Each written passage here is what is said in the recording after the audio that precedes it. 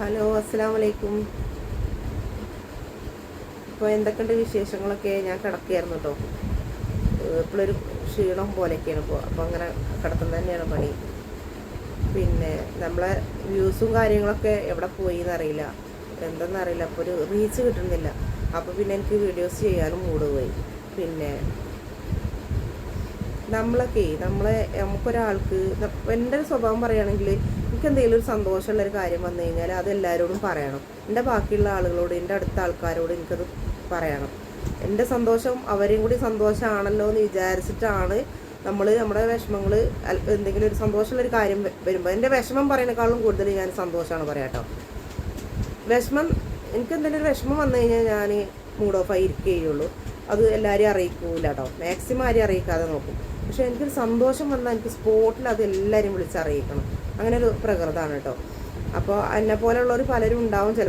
ചിലർ സന്തോഷം വന്നു കഴിഞ്ഞാൽ അത് മൂടി വെക്കും, ചിലരത് മൂടി വെക്കണം എന്നാണ് പറയുന്നത്. കാരണം നമുക്കൊരു സന്തോഷമോ അല്ലെങ്കിൽ നമ്മുടെ ലക്ഷ്യങ്ങളോ അല്ലെങ്കിൽ നമ്മളെന്തെങ്കിലും ഒരു പ്ലാൻ, നമുക്ക് മുൻകൂട്ടിയൊരു നല്ലൊരു പ്ലാനിങ് ഉണ്ടെങ്കിൽ അത് മറ്റുള്ളവരെ അറിയിക്കരുത് എന്നാണ് പറയുന്നത് കേട്ടോ. അപ്പോൾ നമ്മൾ എന്തെങ്കിലും ഒരു സന്തോഷമുള്ള കാര്യം, നമ്മളിനി അടുത്തതായിട്ട് നമ്മൾ ചെയ്യാൻ പോകുന്നത് ഈ ഒരു സന്തോഷമുള്ള ഒരു കാര്യമാണ്, നമുക്ക് ഒരു നല്ല കാര്യമാണ് ചെയ്യാൻ പോകുന്നത്, അതിൻ്റെ ഒരു പ്ലാനിങ് ഇങ്ങനെ നടന്നുകൊണ്ടിരിക്കുന്നുണ്ട്, അല്ലെങ്കിൽ എൻ്റെ ആഗ്രഹം ഇതാണെന്നുള്ളത് മറ്റുള്ളവരെ അറിയിക്കുന്നൊരു പ്രകൃതമാണ് ഞാൻ. പക്ഷേ ഇപ്പോൾ കൂടുതലും കേട്ടുകൊടുത്തോളം, അതായത് നല്ല നിലയിൽ കയറി പോകുന്ന ആളുകളെ അനുഭവങ്ങളൊക്കെ വെച്ച് നോക്കുമ്പോൾ നമ്മുടെ പ്ലാനിങ് എവിടെയും പറയരുത്. നമ്മുടെ ആഗ്രഹം എന്താണോ, അതല്ലെങ്കിൽ നമുക്ക് ഇന്നൊരു സന്തോഷ വാർത്ത കിട്ടിയിട്ടുണ്ടെങ്കിൽ അത് എവിടെയും പറയരുത് എന്നാണ് എല്ലാവരും പറഞ്ഞു തന്നത് കേട്ടോ. കാരണം വെച്ചാൽ എന്നെ സംബന്ധിച്ച് ഞാൻ എന്ത് വിഷമമുണ്ടെങ്കിലും അത് മൂടി വെക്കും. പക്ഷേ സന്തോഷം ഉണ്ടെങ്കിൽ അത് അപ്പം എനിക്ക് സ്പോട്ടിൽ എല്ലാവരോടും വിളിച്ച് പറയണം. പുറത്തുള്ളവരോടല്ല, നമുക്ക് വേണ്ടപ്പെട്ടവരോട് തന്നെ ആയിരിക്കും.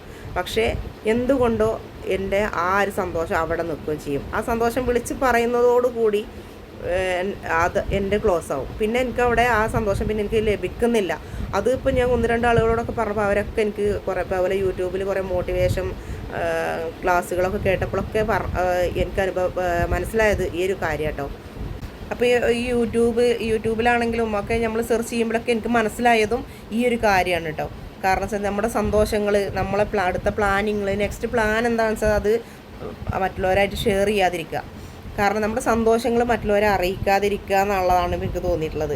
കാരണം ഞാൻ എൻ്റെ അനുഭവങ്ങൾ, എൻ്റെ വിഷമങ്ങൾ ആരോടും പറഞ്ഞിട്ടില്ലെങ്കിൽ സന്തോഷങ്ങൾ പങ്കുവെച്ച് കഴിഞ്ഞാൽ പിന്നെ എൻ്റെ സന്തോഷം നടന്ന് ഞാൻ കണ്ടിട്ടില്ല. അപ്പോൾ ഈ യൂട്യൂബിലാണെങ്കിലും ഒക്കെ ഞാൻ ഈ മോട്ടിവേഷൻ ക്ലാസ്സുകളൊക്കെ കേൾക്കുമ്പോൾ അതിലൊക്കെ പറയുന്നത് നമ്മുടെ അടുത്ത പ്ലാൻ എന്താണെന്നുള്ളത്, നമ്മുടെ നീക്കം എങ്ങോട്ടാണെന്നുള്ളത്, നമ്മുടെ ആഗ്രഹം എന്താണെന്ന് വെച്ചാൽ അത് മാക്സിമം ആരോടും പറയാതിരിക്കുക എന്നാണ് കേട്ടോ കേട്ടത്.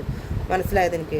ഞാൻ നേരെ ഓപ്പോസിറ്റാണ്. ഞാൻ എന്ത് വിഷമങ്ങൾ മറച്ചു വെച്ചാലും ഞാൻ സന്തോഷം ഉണ്ടെങ്കിൽ എനിക്കത് എൻ്റെ വേണ്ടപ്പെട്ട ആളുകളോട് പറയണം. കാരണം അവരും കൂടി സന്തോഷിക്കട്ടെ, അങ്ങനെയാണ് ഞാൻ ചിന്തിക്കുക കേട്ടോ.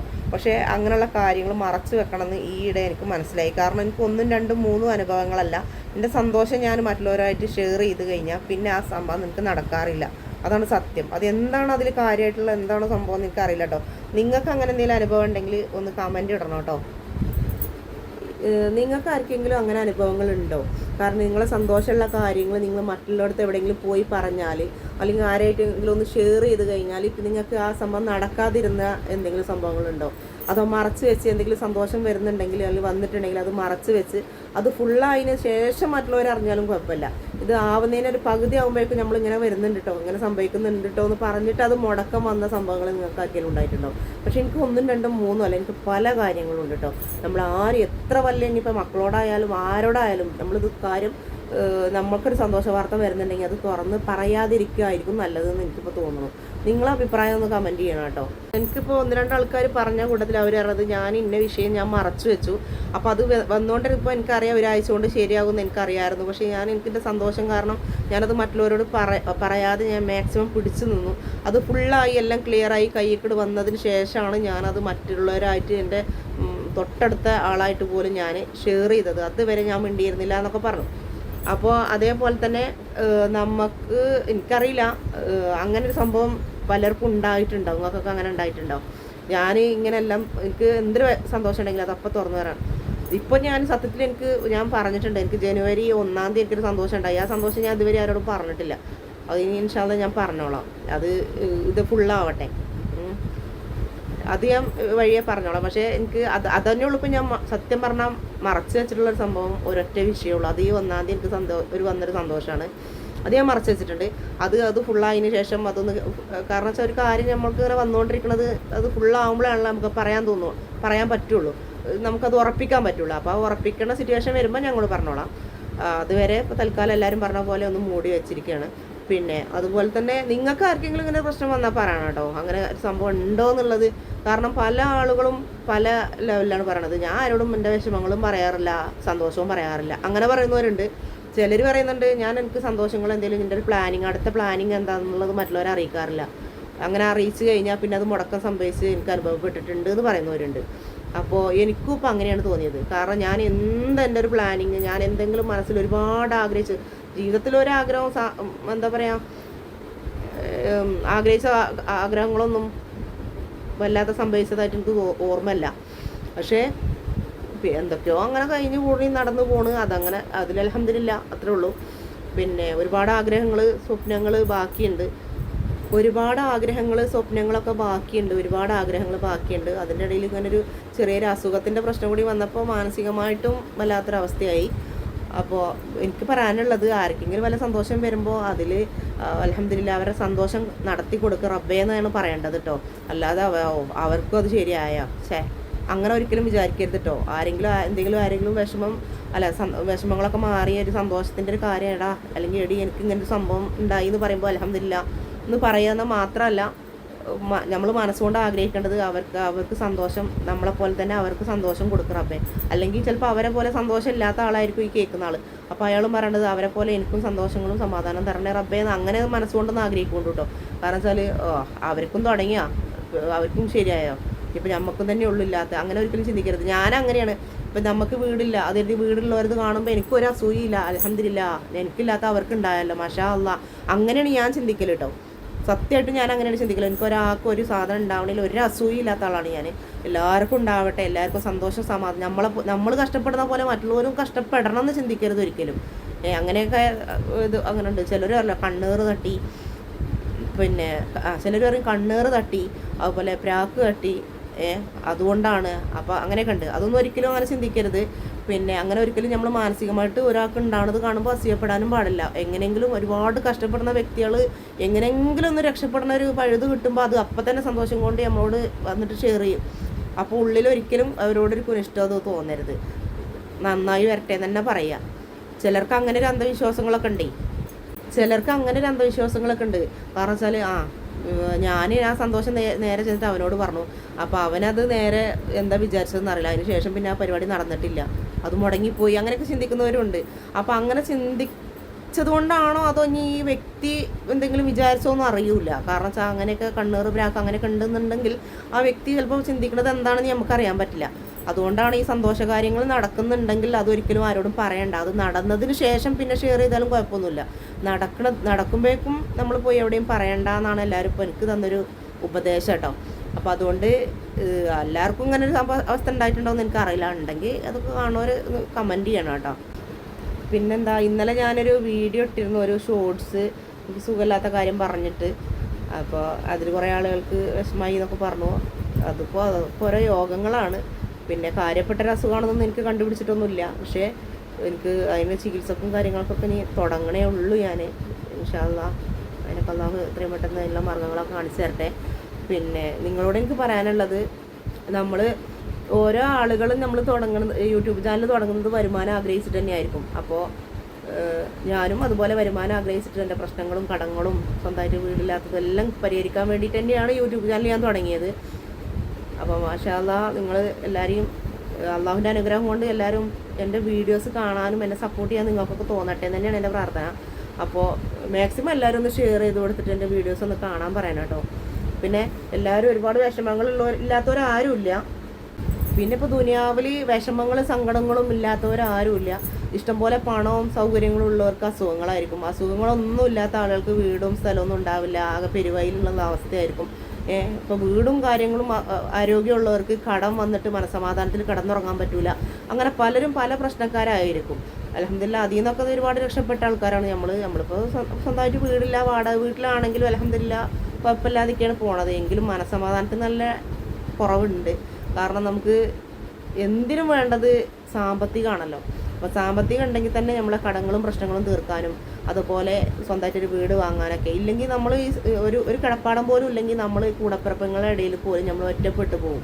നമ്മൾ ഒന്നുമില്ലാത്തവർ എന്നുള്ള ആ ഒരു പേര് നമുക്ക് വരും. പക്ഷെ എന്നെ സംബന്ധിച്ച് എനിക്ക് വാടക വീട്ടിലാണെങ്കിലും മനസ്സമാധാനത്തിലോടും ആരോഗ്യത്തോടും കൂടി കടല്ലാതെ കടന്നുറങ്ങിയാൽ മതി എന്ന് ചിന്തിക്കുന്ന ആളാട്ടെ ഞാൻ. കാരണം സ്വന്തം വീട് വെച്ചാലും വാടക വീട്ടിൽ താമസിച്ചാലും ഒക്കെ നമ്മൾ ഒരു 60-70 കൊല്ലമൊക്കെ ഉണ്ടാവുള്ളൂ. അപ്പോൾ അതുവരെ വാടക കൊടുക്കാനാവില്ല. പിന്നെ എന്താ പലിശയൊന്നും അല്ലാത്തതുകൊണ്ട് വാടക അവരെ വീട്ടിൽ നമ്മൾ താമസിക്കണമെല്ല വാടക കൊടുക്കണം. പലിശ കൊടുത്തുകൊണ്ടല്ല നിൽക്കുന്നത്. അതുകൊണ്ടൊരു സമാധാനമുണ്ട്. അപ്പോൾ എന്തായാലും നമുക്ക് ഒരു 2 സെൻറ്റ് സ്ഥലമെങ്കിലും വാങ്ങണം, അതിലൊരു വീട് വെക്കണം, അങ്ങനെയൊക്കെ ആഗ്രഹിക്കാത്ത ആരും ഉണ്ടാവില്ലല്ലോ. അതുപോലെ ഒരു ആഗ്രഹം എനിക്കും ഉണ്ട്. പിന്നെ അസുഖങ്ങൾ എന്തെങ്കിലും ഉണ്ടെങ്കിൽ അത് എല്ലാം മാറിക്കിട്ടണമെന്ന് ആഗ്രഹമുണ്ട്. വലിയ അസുഖങ്ങളൊന്നും ആവാതിരിക്കട്ടെ, ടെസ്റ്റുകളിലൊന്നും മറ്റുള്ള അസുഖങ്ങളാണെന്നൊന്നും പറയാതിരിക്കട്ടെ എന്നുള്ള ആഗ്രഹങ്ങളുണ്ട്, ദുആ ഉണ്ട്. അപ്പോൾ നിങ്ങളും നിങ്ങളെ കൂട്ടത്തിലൊരു പെങ്ങളെ പോലെ ഒരു സഹോദരിയെ പോലെ കണ്ട് അസുഖങ്ങളൊന്നും ഇല്ലാതിരിക്കട്ടെ എന്ന് ദുആ ചെയ്യണം കേട്ടോ. പിന്നെ കൂട്ടത്തിൽ നമുക്ക് കടങ്ങളും പ്രശ്നങ്ങളൊക്കെ മാറി എനിക്കും എൻ്റെ മക്കൾക്കും കിടക്കാനൊരു കിടപ്പാടാവട്ടെ എന്നും കൂടി ദുആ ചെയ്യണം കേട്ടോ. പിന്നെ കൂടുതൽ എനിക്ക് വരേണ്ടത് ഇപ്പോൾ നിങ്ങൾ ഈ യൂട്യൂബിൽ ഇതിൻ്റെ വീഡിയോ കാണുന്നവർക്ക് ചെയ്യാൻ പറ്റുന്ന ഒറ്റ കാര്യമുള്ളൂ. കൂടപ്പിറപ്പങ്ങൾക്കും മറ്റുള്ളവർക്കൊക്കെ നമ്മളെ ഈ വീഡിയോസൊക്കെ അയച്ചു കൊടുത്തിട്ട് നമ്മളൊന്ന് സപ്പോർട്ട് ചെയ്ത് ഒരുപാട് വ്യൂസൊക്കെ ഉണ്ടെന്ന് കാണുമ്പോൾ നമുക്ക് വീണ്ടും വീണ്ടും വീഡിയോസ് ഇടാനൊക്കെ തോന്നും. അപ്പോൾ അങ്ങനെ ഒരു സഹായങ്ങൾ സത്യം പറഞ്ഞാൽ നിങ്ങൾക്ക് അങ്ങനെ ഒരു സഹായങ്ങൾ നമ്മളോട് ചെയ്യാമല്ലോ. കാരണം ഒന്ന് ഷെയർ ചെയ്ത് കൊടുത്തിട്ട് ഫാമിലി ഗ്രൂപ്പൊക്കെ ഉണ്ടെങ്കിൽ ഈ വീഡിയോസ് ഒന്ന് കാണണോട്ടോ എന്ന് പറഞ്ഞിട്ട് എല്ലാവർക്കും അങ്ങോട്ടും കൂടെ ഒന്ന് ഷെയർ ചെയ്ത് കൊടുക്കാനെങ്കിലും നിങ്ങൾക്ക് പറ്റുമല്ലോ.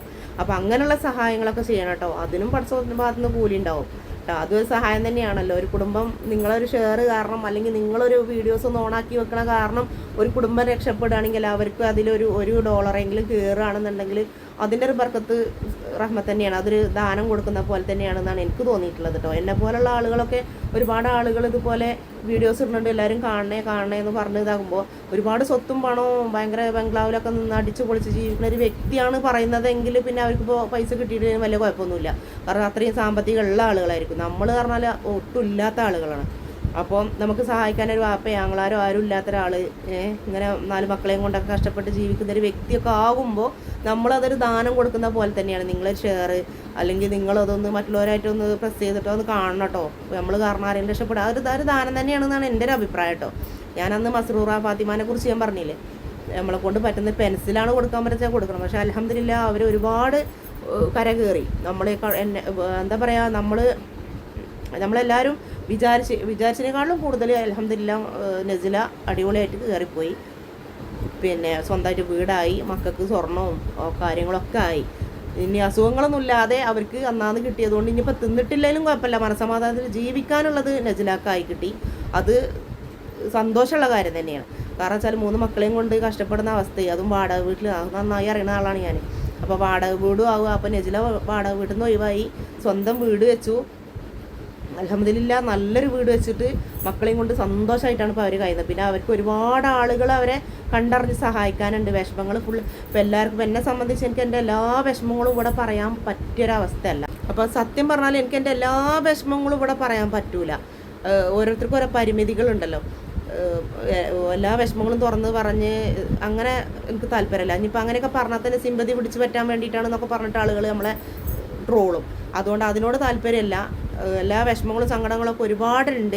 പലരും എന്നോട് ഫസ്റ്റിലെ വീഡിയോസൊക്കെ കണ്ടപ്പോൾ എന്താണ് വിഷമം എന്താണ് സങ്കടം എന്നൊക്കെ ചോദിച്ചിരുന്നു. പക്ഷേ എനിക്കെല്ലാം തുറന്ന് പറയണമെന്നുണ്ട്. പക്ഷേ വഴിയെ ചിലപ്പോൾ പറഞ്ഞു എന്നും വരും. പക്ഷേ ഞാൻ പറയുന്നില്ല. മാക്സിമം ഞാൻ കാരണം ഇനിയിപ്പോൾ ആർക്കും ഒരു നാണക്കേടോ മറ്റുള്ളതൊന്നും ഉണ്ടാവണ്ടല്ലോ വിചാരിച്ചിട്ട് സ്വയം ഒതുക്കി മനസ്സിൽ തന്നെ കൊണ്ടു നടക്കുകയാണ്.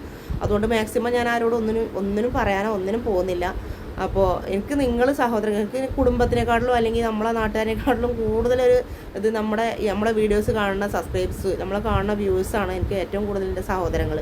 അപ്പോൾ നിങ്ങൾ എൻ്റെ വീഡിയോസ് കണ്ട് പരസ്പരം ഷെയർ ചെയ്ത് എല്ലാവരോടും ഒന്ന് കാണാനൊക്കെ പറഞ്ഞു കഴിഞ്ഞാൽ എനിക്ക് വ്യൂസ് കൂടും തോറും എനിക്കതൊരു ഉപകാരത്തിൽപ്പെടും, എനിക്കും എൻ്റെ മക്കൾക്കും. അപ്പോൾ അതുകൊണ്ട് എൻ്റെ മനസ്സിൽ മറച്ച് വെച്ചിട്ടുള്ള ഒരുപാട് വിഷമങ്ങൾ നിങ്ങൾ ഒന്ന് മനസ്സിലാക്കി എൻ്റെ വീഡിയോസ് എല്ലാവരും കാണുന്നു എന്നെ സപ്പോർട്ട് ചെയ്യുമെന്ന് ഞാൻ വിചാരിക്കുന്നു. എല്ലാവർക്കും നല്ലത് വരട്ടെ. അൽഹംദുലില്ലാ ദീർഘായുസ്സും ആരോഗ്യം ഉണ്ടാവട്ടെ. അസ്സലാമു അലൈക്കും.